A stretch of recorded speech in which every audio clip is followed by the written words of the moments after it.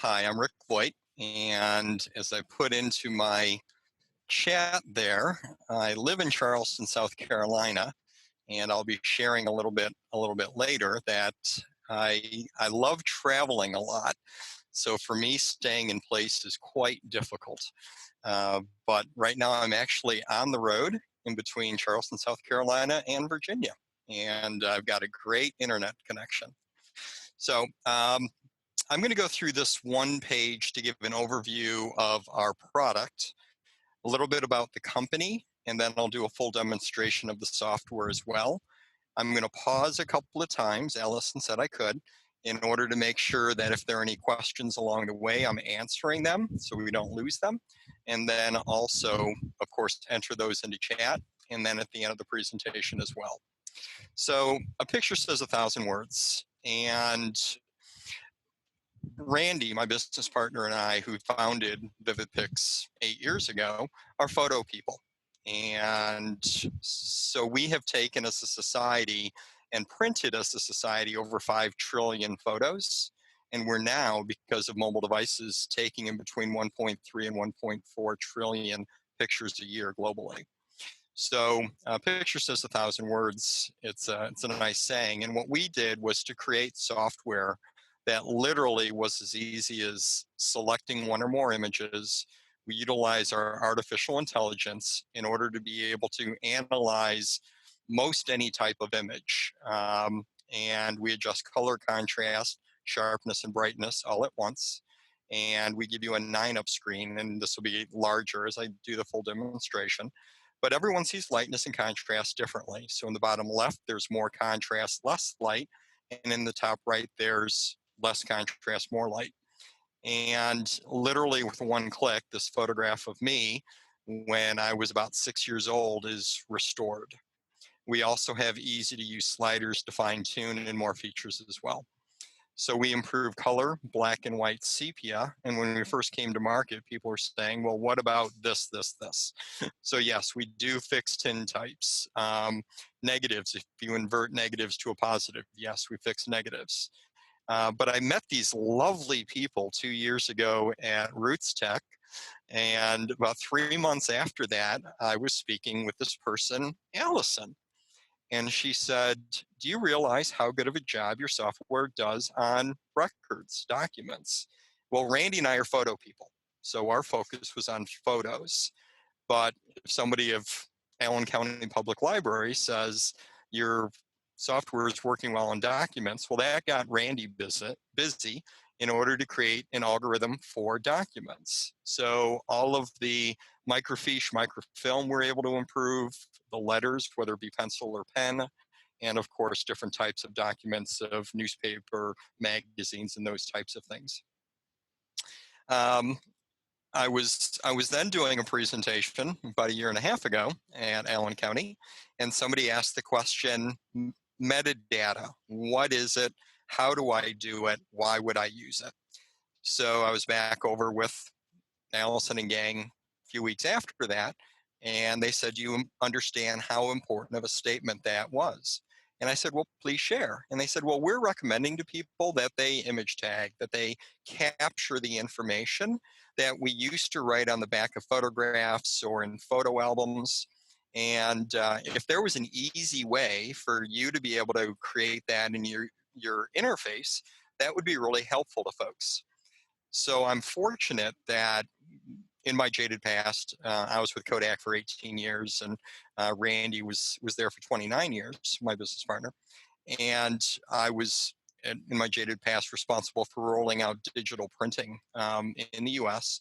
And one of these guys I used to work with was the worldwide head of digital printing. And he went on to become the chief information officer at the National Archive.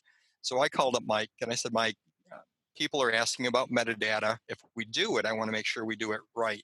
So he was very thoughtful to provide a lot of very good information.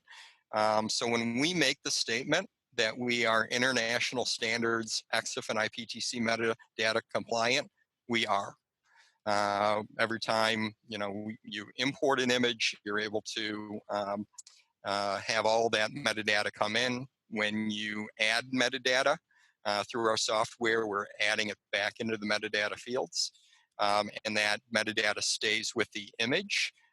Some different softwares and or programs will keep the image and the information separate.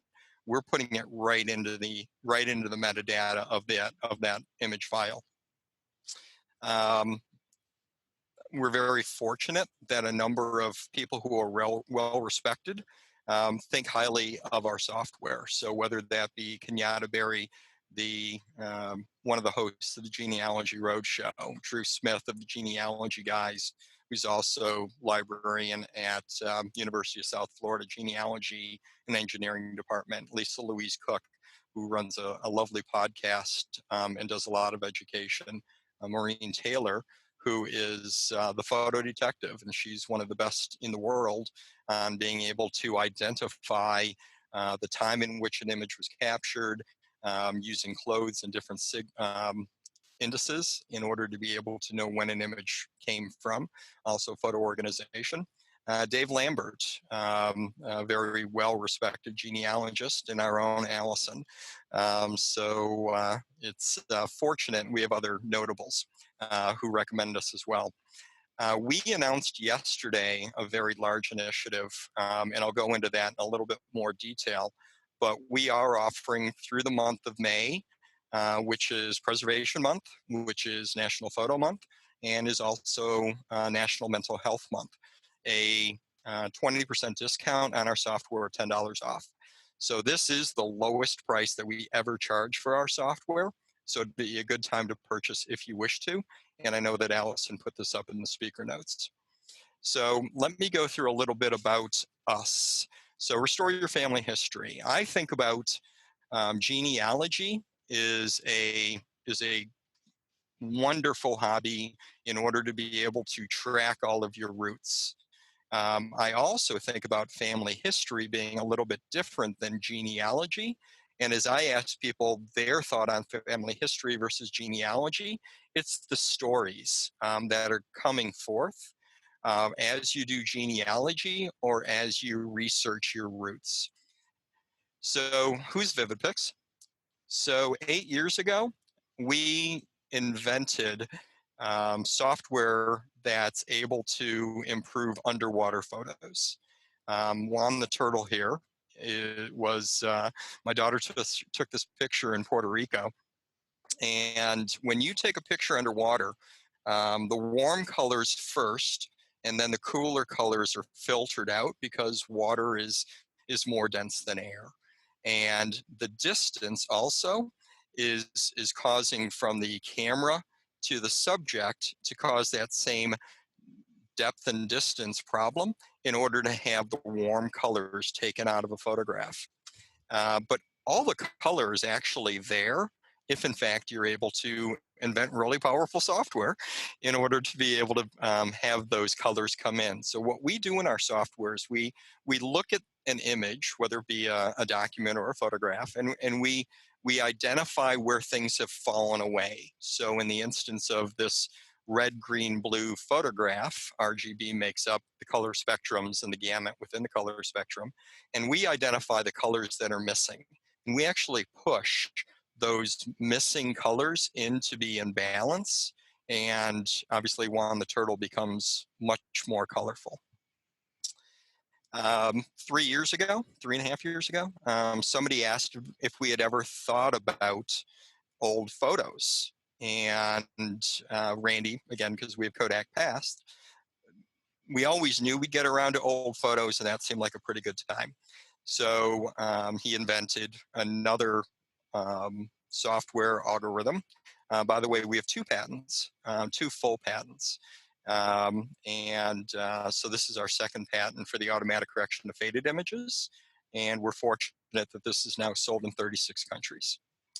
So our company, myself, I've been with Kodak and HP and have built some fairly large businesses. Ken Ross is our CTO, our Chief Technical Officer, and literally is a programming genius.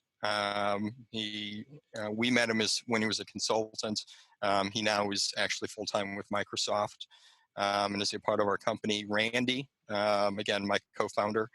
We've known each other for over 20 years. He holds with Kodak over 150 patents in color digital imaging science. So literally is one of the best image scientists in the world. And as I said, Vivid-Pix we hold too. And we're fortunate that we've met some wonderful people through the years. And so we hire people as contractors to do the things that we wish them to do when writing the software, our back end, and marketing and things. So we're very fortunate to have a far-flung group of excellent people that work on our team. So people love photos. A picture says 1,000 words, but words are important. So we create two softwares. Scuba, it fixes too green, it fixes too far away, fixes underexposed. Again, all the color information in this underexposed current image was there. We were able to see it to improve this image. And overexposed, so this is a double innuendo. So overexposed being from too much light was causing haze within the photograph. And two, couple of pretty girls in the water down in Belize. The gal on the left is Katie. She was my daughter's roommate at the Air Force Academy. She currently flies C-17 pilots for our Air Force. The gal on the right is my daughter Megumi. She's currently a captain also in the Air Force. In the reserve, she works full-time for Microsoft. So it is as easy as picking one or more images, select the image that looks best to you, and save, enter, fine-tune. Our restore software, which I know is most of interest to you, is fast, easy, and affordable image improvement software that can improve faded color print or slide, black and white, sepia, so this is actually a photograph of my grandparents, and documents. I like this photograph because, again, tell your story, create your story. So this was Meg's graduation from the Air Force Academy, and it was one of the proudest moments of our life. She actually got to shake hands walking across the stage, which fortunate this year. Unfortunately, this year, a lot of kids were not able to graduate with full ceremonies. At Meg's graduation from the Air Force Academy, she actually shook the hand of Barack Obama, who was the president at the time. But these digital images bring back our memories. We can transcend time by reliving these memories. And as you might expect, on a day like this, we took hundreds of photographs. But the best photo of the day, somebody else took with a cell phone camera, and it was, not quite as sharp, not quite as good color, and we're able to fix your current images as well. So again, it's as easy as picking one or more image, select the one that looks best to you, and save, enter, fine tune. So I mentioned before I like driving around a lot, and this was how I started my February. So driving across the country. So I live in Charleston, South Carolina, and headed over in order to did a conference over in Oklahoma. Routed myself through Arizona and went up to Roots Tech. And the good news is that Roots Tech happened. Unfortunately, as I was down in Phoenix is when things started to go a little sideways on us, the beginning of March.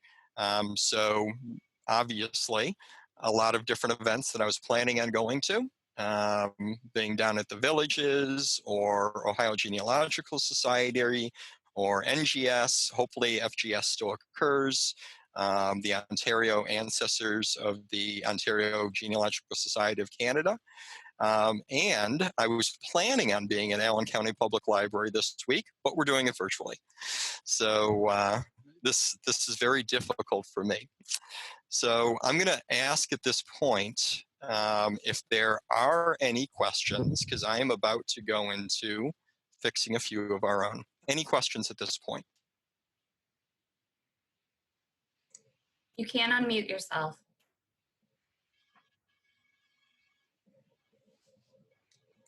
Cool. I gave you the chance. We'll have an open mic here shortly again. So the way the software works is I'll go through the user interface screen and then I'll select some pics and documents. So you're able to select one or more images. As you have one or more images in your queue, if you have an image come up that you don't want to fix, you can just skip that one. The phone call or the phone rings and you want to be able to come back and do these later, you're able to skip all images. We have a very functional cropping tool I'll show you in a moment, and preferences I'll share with you as well, because we've been able to put some quite unique things into both our Windows and our Mac software. So select one or more images. I was playing with these yesterday, so let me go to a different picture file. We constantly are developing additional softwares or free updates. So we actually have some additional, a very cool new free update that'll be coming out in the next couple of weeks. So testing pics is where I keep all of my different images. As you might expect, we have different types of images that we want to be able to know that we improve well. We've had more difficult images to fix in the past. So we have a nice subset of images that we play with. So I'm going to pull up this image of Randy's deceased brother. I'm going to pull up this kind of a fun one, somebody else's. I'm going to pull up a picture of my aunt, about a, I guess, 75, 80-year-old picture. I'm going to bring up a color TIFF. So I'm going to go through a bunch of photos first, and then I'll go through documents. So as the software opens, you're able to wait for your software computer to load. We have 4 different algorithms. So we have faded printer slide, badly faded printer slide, digital or cell phone, and faded documents. So faded printer slide, badly faded printer slide, obviously badly speaks for itself, digital camera, and then faded documents. So this is a faded printer slide. Here's the, yes. We're still seeing the PowerPoint. Good. Also, we had a question come in. Would you like it now or wait? Sure, go for it. Do we still lose resolution when blowing up photos or text? Do we still lose resolution? So it's a good question. So actually, let me change the screen.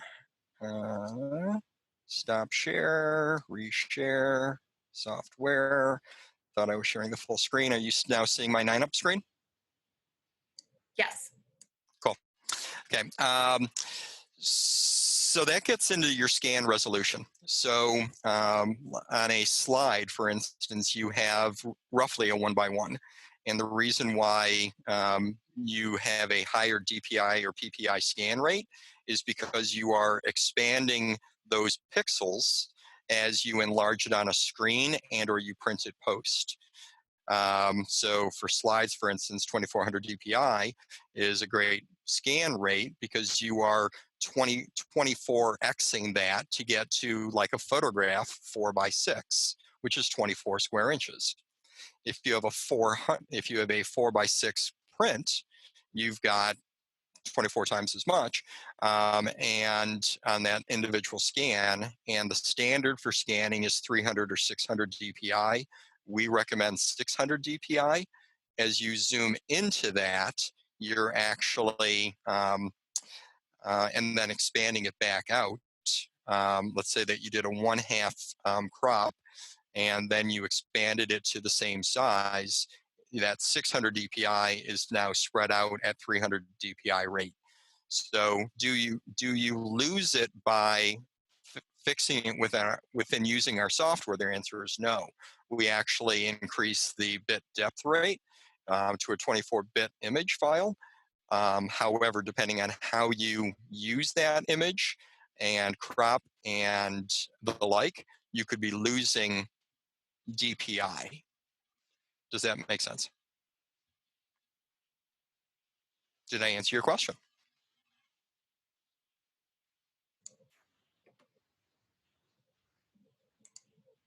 No response yet.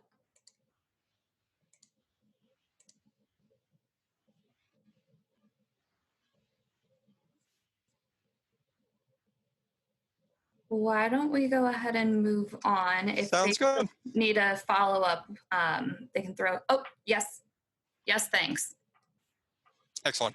So, select fixed type. So we've got faded printer slide, badly faded printer slide speaks for itself, an algorithm for digital or cell phone pics, as well as faded documents or text.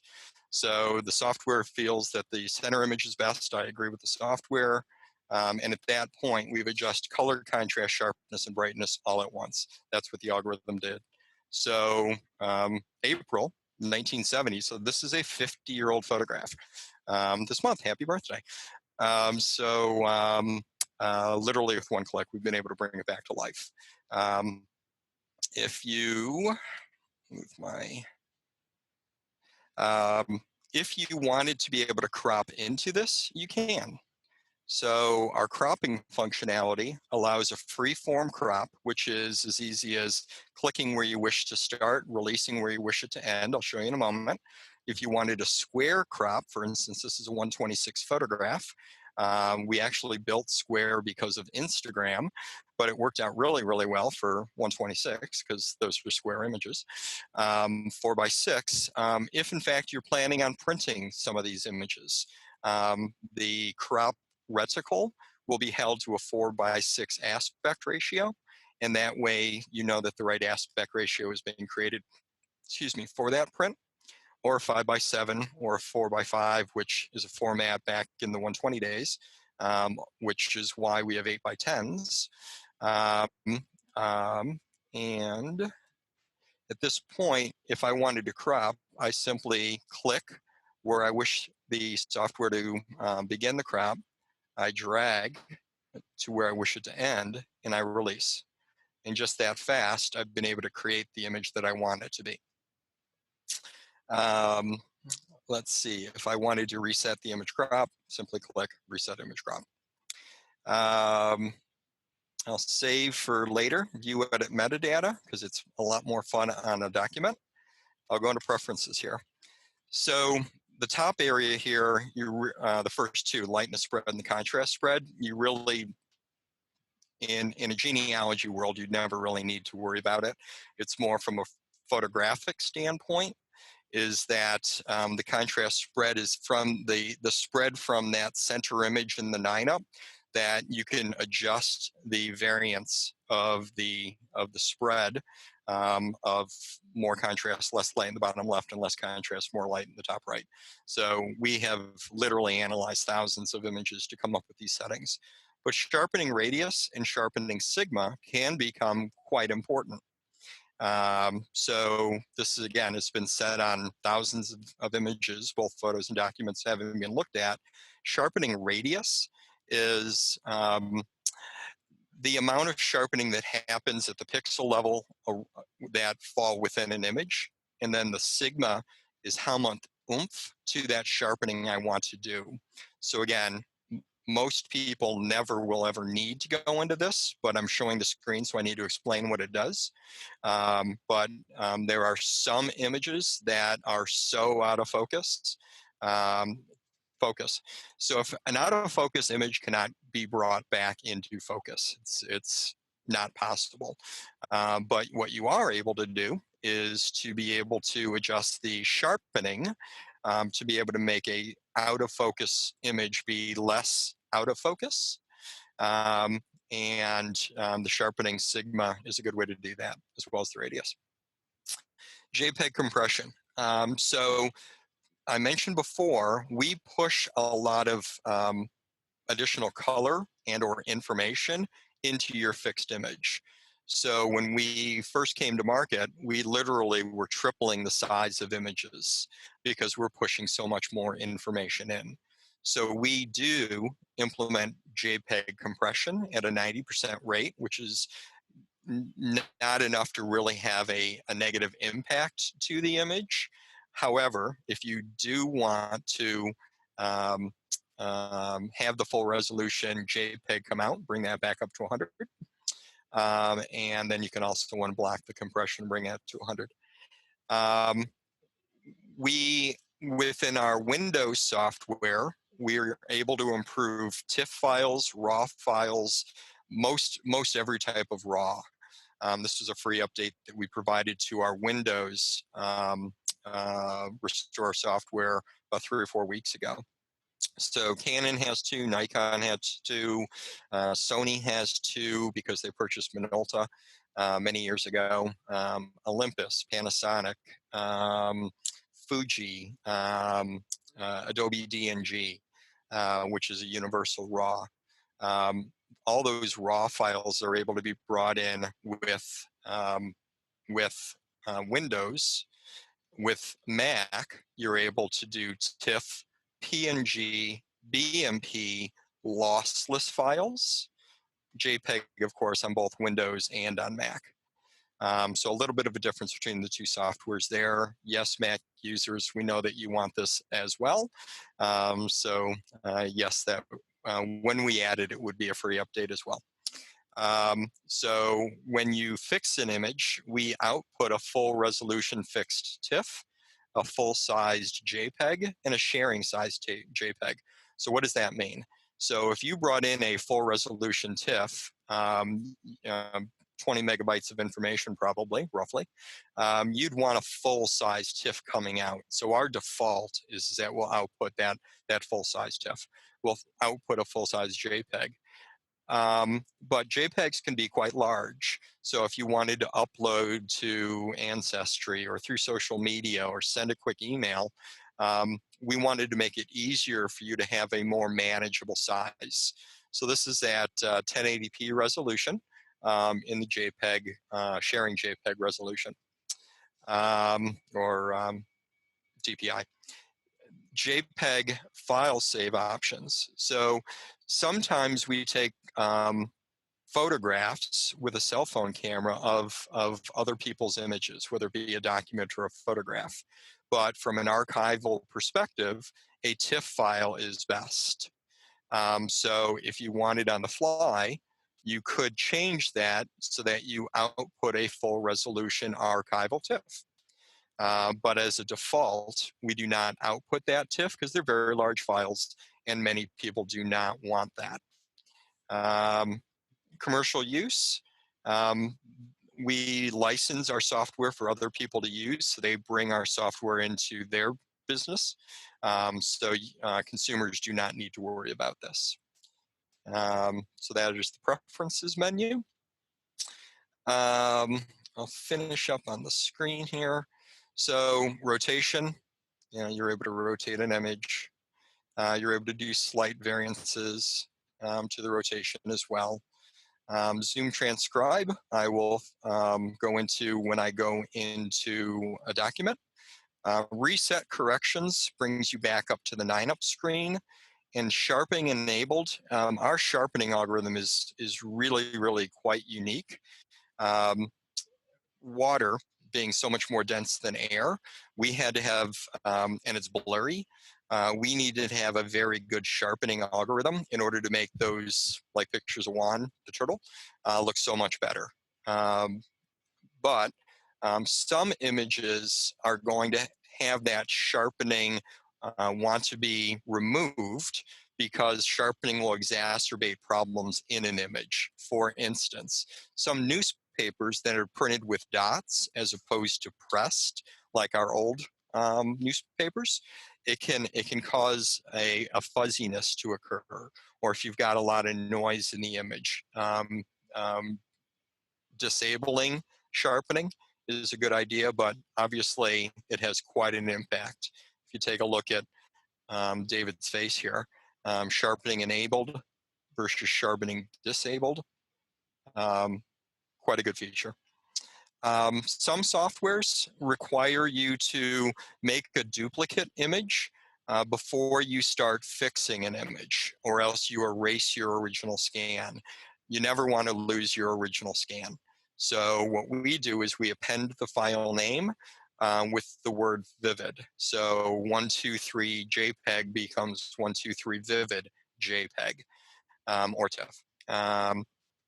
And you're able to change that if you wish. From an output directory, oftentimes this is the first time that you've ever seen many of these images because they're large scanning jobs. So on the fly, I can change the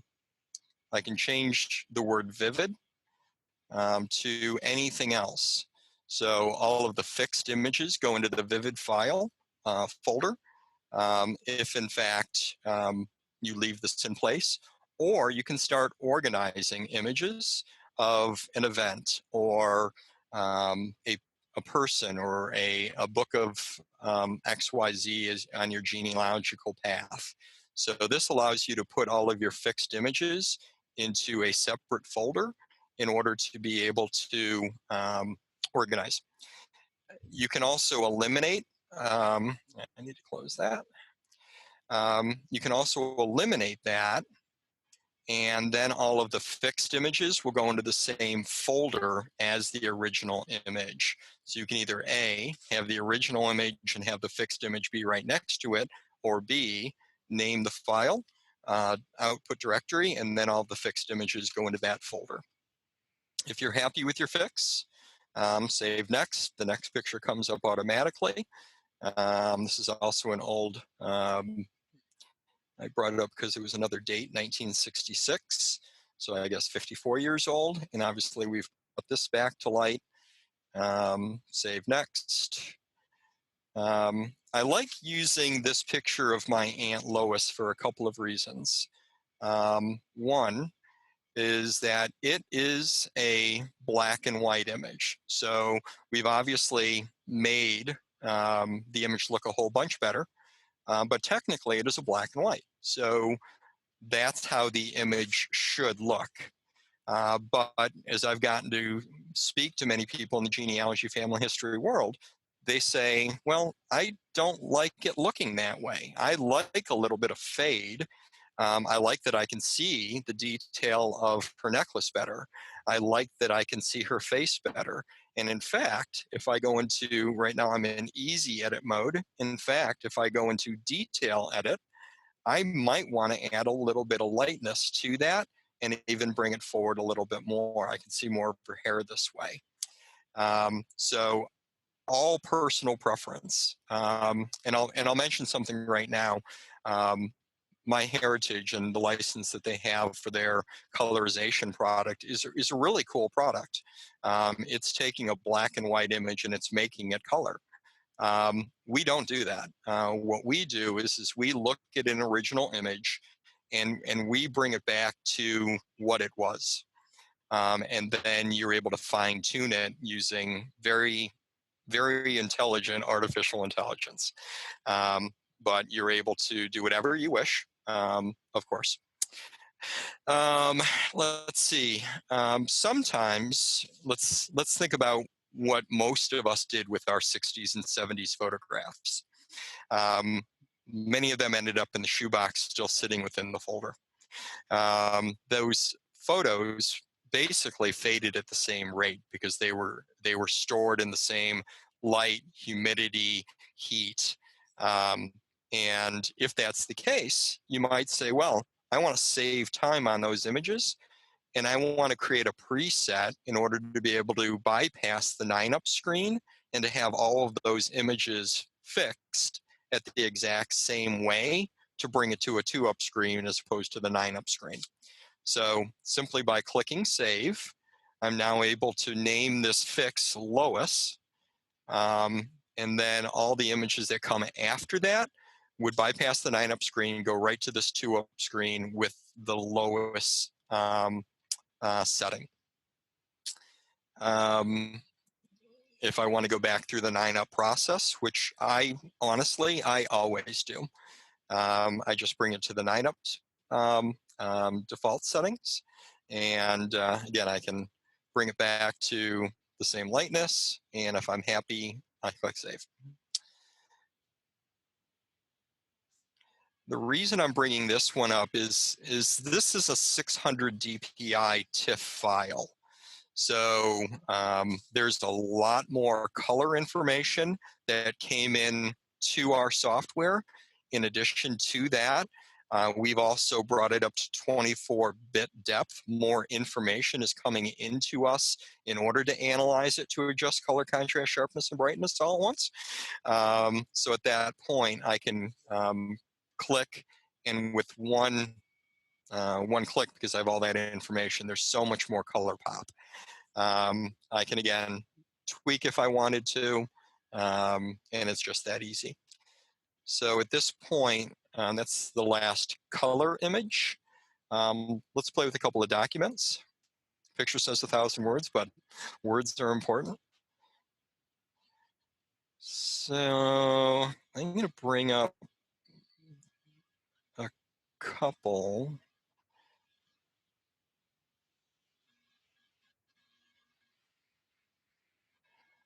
More common types. So it's a document. And with that, I clicked faded document setting. I choose the one that looks best to me. And I'm going to choose the top left here. And I've made this look a whole bunch better. A new feature that we added just a couple of weeks ago, and again, free update. This is only right now available on Windows. And I will recap the difference between Mac and Windows, because that's always a question that comes up. What's the difference between? So I'm able to crop into that image. And I'm able to use this function called recalculate cropped image. So I'm now able to, instead of taking the full look at the envelopes, I'm able to zero in. I'm a stamp collector. I'm not. But I'm able to analyze that. And then I'm able to, with one click, bring that stamp back to life. So this is a customer feedback. We always listen to customers. We may or may not implement things immediately, and we may or may not be able to do some things or choose not to do some things. But we really like the feedback that we get from the marketplace. We do absolutely listen, and that's why we've created a couple of different features. This was one that came from a consumer, and I've mentioned a couple that came from Allen County Public Library. If I'm happy, I hit save. The next image comes up. The reason I like this image is it's, I'm going to select the middle, and we've improved it a lot. And I can further tweak it if I wish by simply adding a little bit of blue and maybe a smidge more light. So I can make it come together a whole lot more, look a whole lot better very quickly, and really be able to read the information on this. But what's unique about this image is that it is a white, black, green image. So while it's a document, it is bringing forth color. So back on the easy edit, I'm able to change this to be a badly printer slide fix. I should have done it this way. So it's a badly printer slide, and I like the bottom right. And now with one click, I've been able to bring it to that better point. So think about the image that you're working with, on whether one of the other algorithm settings might be best.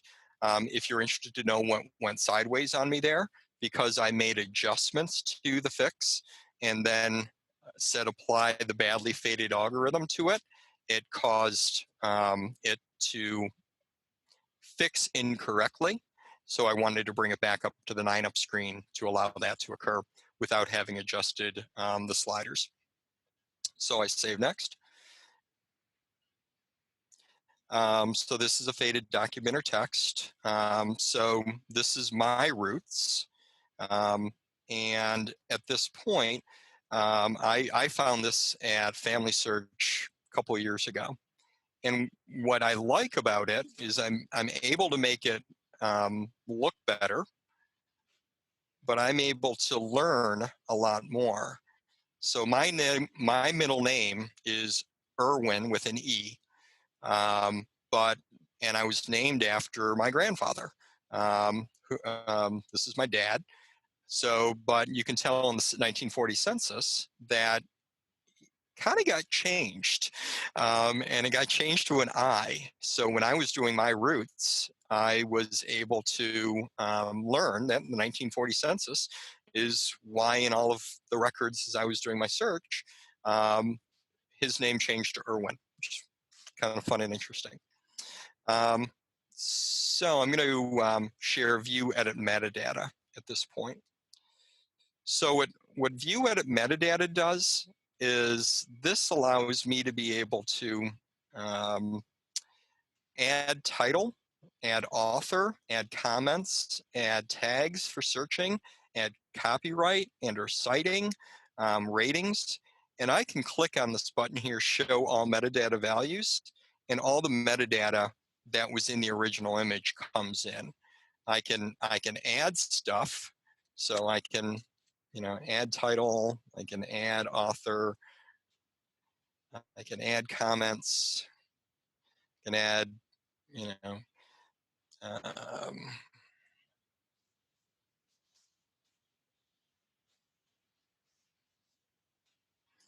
um, I can add copyright information, I can rate the image, and all of that information, when I click save, is now being added to the metadata when I save the actual image. This is the last difference between our Windows software and our Mac software, which is Zoom Transcribe.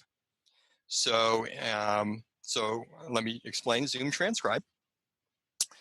So I'm now zeroing into this image. I'm able to find this information that I just got to play with. I'm able to, so I had made comment notes earlier. I had add CCCCC. I'm able to add more metadata to it here in the Zoom Transcribe. And that information, now that I'm able to read it, is able to also be added into the image file. So Zoom Transcribe. I click save and I click save. I'll show you in a couple of minutes that image and where it goes in the metadata.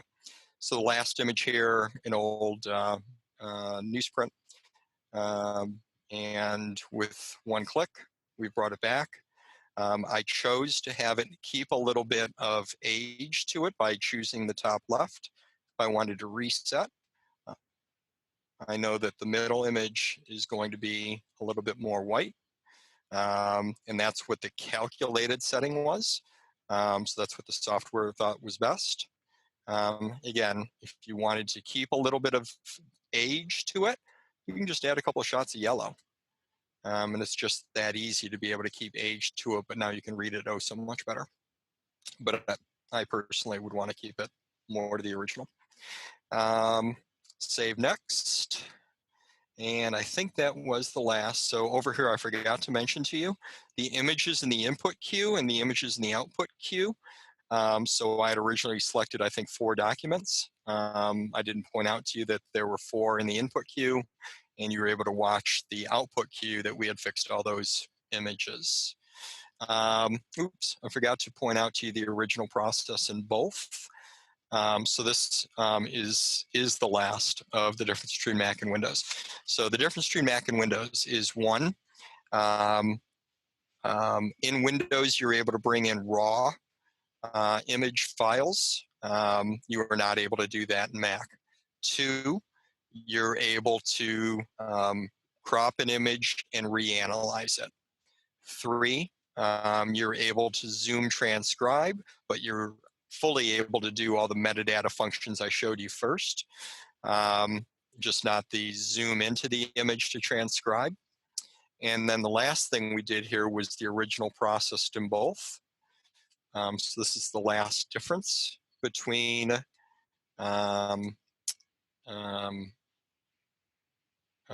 Windows and Mac. So I'm going to go back to this image. Go back to badly faded, go to there. So the both is currently highlighted. So both are being shown. The original looks like that. The processed looks like that. So why we did this was to be able to increase the size of the image within the viewer screen. So both obviously was smaller. So all these those 4 functionalities are the only difference between the 2 products, between the 2 platforms, Windows and Mac. And yes, Mac users, we know you want those as well. And those would all be free updates. So free updates, let me cover that for a second. So our software sells for $49.99, as I shared on the opening slide. And we rarely run on special. So $39.99, which you're able to get right now, is the lowest price we ever sell for.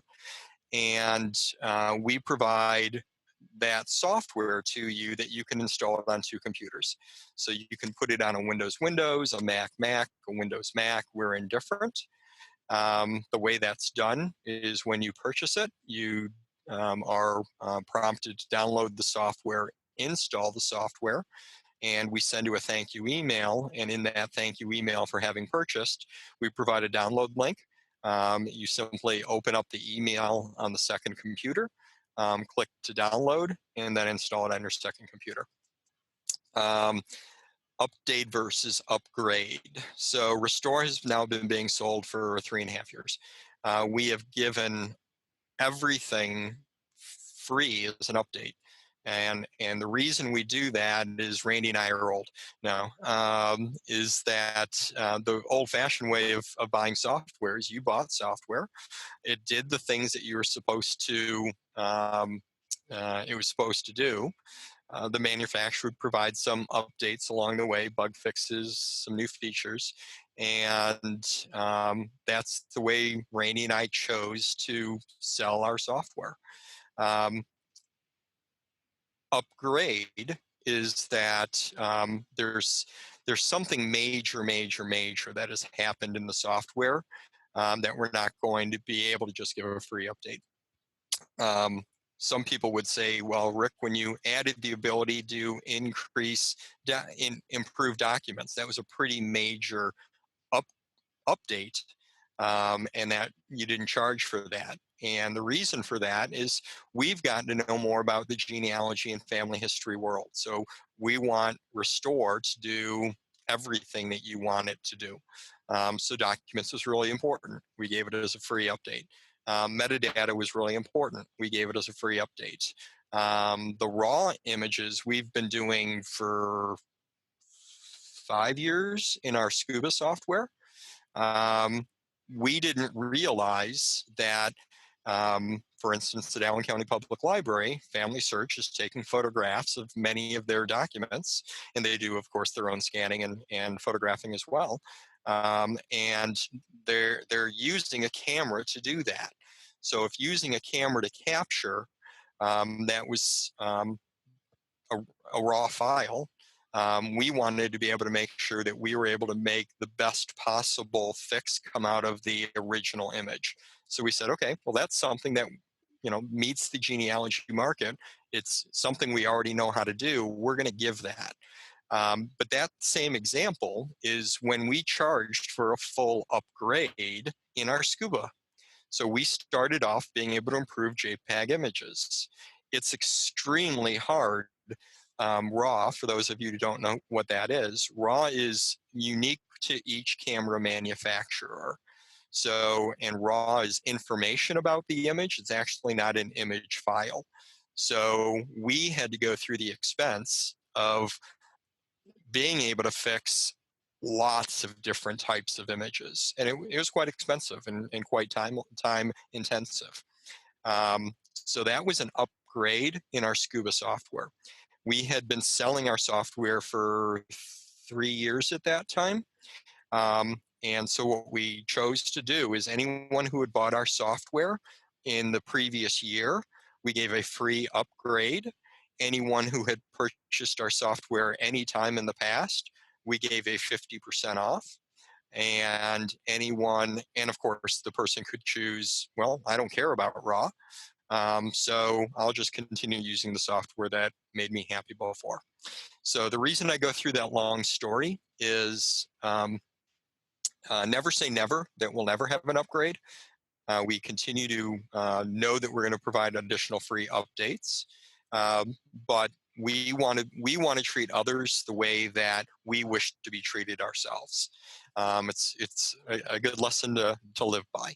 So that's why I go through so much detail there. I want to be really transparent. So at that point, why don't I stop sharing? Why don't I give the control back over to Allison, so that any questions can come in? There are normally a few questions at this point. Yes, you already have a couple questions waiting. So the first one is from Scott. Does it adjust on an average of the picture, or does it adjust by zones? If so, one zone is more faded than another. Is each zone adjusted as needed? Great question. So we analyze the entire image area. We've provided global correction, and that's the reason why I implemented the recalculate with crop. Good question. The next question is, can cracks and missing color in old photos be repaired? Great question. Two-part answer. One, cracks. Two is missing parts. We do not do either now. Those are both things that are things that you would need to use Photoshop for, unfortunately, for you and for me. But we're not trying to replace Photoshop. It's great software, but we're trying to make it really, really easy. So we have no plans of getting to the point of being able to replace parts of pictures. But seams, lines, we view that as a healing brush, and healing brush is in our roadmap. We currently do not do it, but we think is a need. Awesome. Okay, so those are the only questions that popped up in the chat. You guys do have the ability to unmute yourselves right now. I did turn that off since we're taking a question break. So if anybody has a question, you can unmute yourself and ask the question, or throw it in the chat.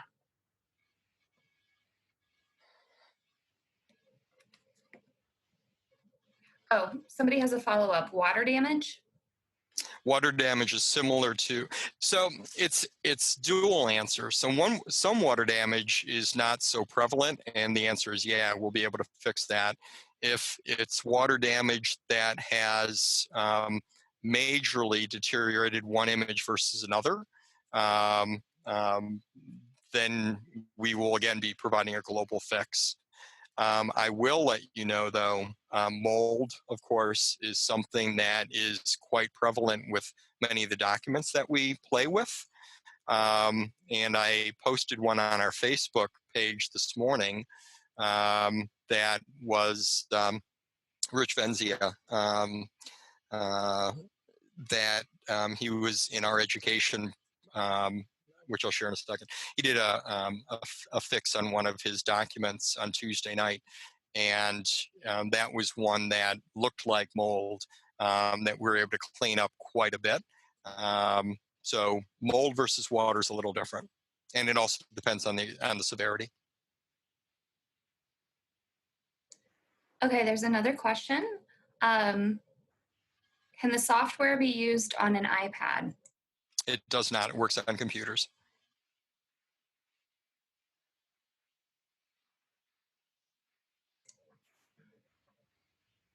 Okay.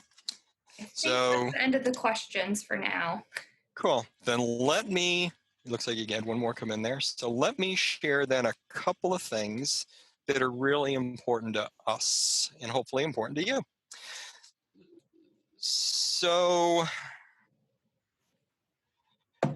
as I was sharing before, I was traveling around the country, and I love traveling around the country, and a lot of very amazing speakers also travel around the country going to different events. As all of us have been needing to spend isolated time, stay apart, I had an idea, which was, wouldn't it be nice if we provided a resource? So this is vividpix.com education page. Wouldn't it be nice if we provided some free classes to folks for them to be able, for you all, to be able to get round to it?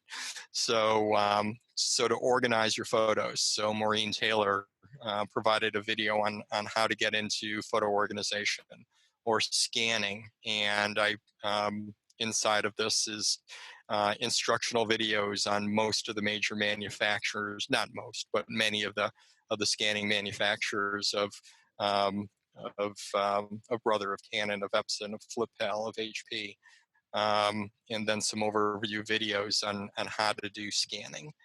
I wanted to be able to help people, of course, improve your images. So a nice place to learn how to fix your pics with Vivid-Pix, to add image tags, to upload your images, and directions how to upload your images into Family Search. If you want to print any of these images, we do have Vivid-Pix prints where you're able to do that as well.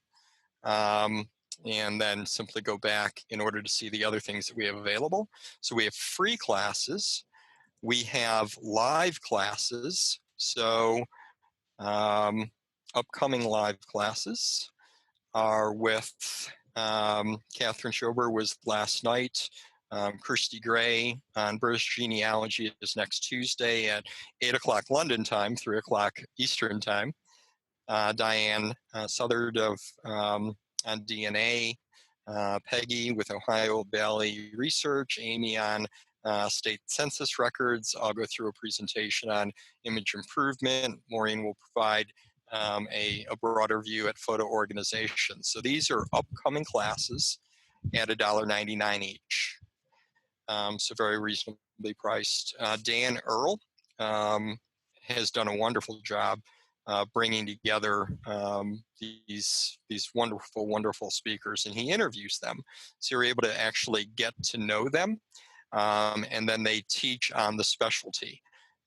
For instance, I just clicked on what Blaine Bettinger as an example. So Blaine was on a couple of weeks ago, and it was on, not surprising, DNA, genetic genealogy. So we made our courses then available in order to be able to have y'all go in and run them for 30 days. Rich was on Tuesday on immigration records, Kenyatta Berry on African American genealogy, David on Irish genealogy, Mia on Polynesian, Judy Russell on the law and a reasonably exhaustive search, Cousin Russ and Myrtle. We're on talking about Zoom conferencing. We had that right in the beginning to help people learn how to do Zoom conferencing because it's new to many. And then genealogy on Facebook. So we do live events. Then we put them up in the cloud for you to be able to rent them for 30 days as well. And the last thing that we announced yesterday, it's been a joy of mine, and I guess also a learning of mine. So I'm 57 years old. My folks are 88 and 91, and I've watched different changes in my parents, and Randy actually had to withstand Alzheimer's, very bad Alzheimer's on both of his parents. So I was thinking about, so for the last year, I've been doing a lot of work within the health community. And because of social isolation, it has some negative implications. It causes stress. It causes anxiety. People don't know quite what's coming next. Are they going to get sick? Have family members gotten sick? So all the things that go through. So we created a new area, and we announced it yesterday, having to do with the health benefits of photos. The reason I bring it up is, or the reason I started doing it, is that photos have such amazing health benefits that whether it be reducing stress and depression during a coronavirus time, And it's important for all of us to be using our brain, learning new things in order to be able to exercise our brain. It's not a muscle, it's an organ. It needs to be exercised, though, the same way as a muscle. So we need to learn different things. So providing exercise for the brain, healthy health habits, that's good for your brain. And then also, there are many things that can go wrong, not necessarily just because you get old. Early onsets of Alzheimer's causes deterioration of brain function, dementia, and photos have been proven, and please read the article, um, has been proven to be able to help so many health problems. A study was done in England with 32 health facilities, and it was proven that looking at photos, reminiscence therapy was as impactful as antipsychotic drugs to reduce stress and agitation in our seniors and with dementia. So to think about, if you're able to shift somebody from antipsychotic drugs to letting them reminisce about good times by looking at a photograph, boy, that's a pretty powerful use of a photograph. So photoreminiscence and using photos to keep ourselves a little bit happier during these stressful times. That's it for my presentation and in the overviews let me actually share one last thing. So question that often comes up is tutorial videos, and how do I move the screen so I can see it? We've got full tutorial videos underneath our support area. So restore tutorials, it goes through all the things that I've covered here. I go into a little bit more depth in presentations like this, and of course can have Q&A, but we provide full tutorial videos on all of our features and functions.